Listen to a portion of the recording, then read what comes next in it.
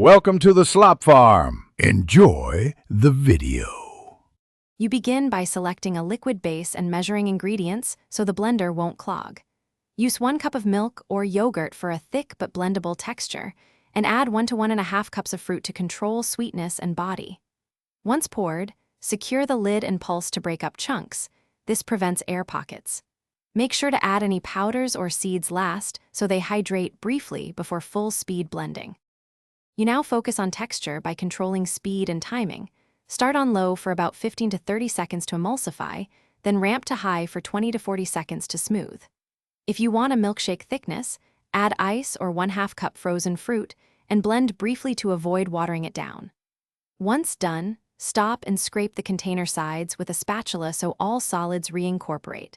Blend again in short bursts until silky and uniform. You finish by tasting and adjusting sweetness, acidity, and thickness. A squeeze of lemon can brighten flavors, and a teaspoon of honey balances tart fruit.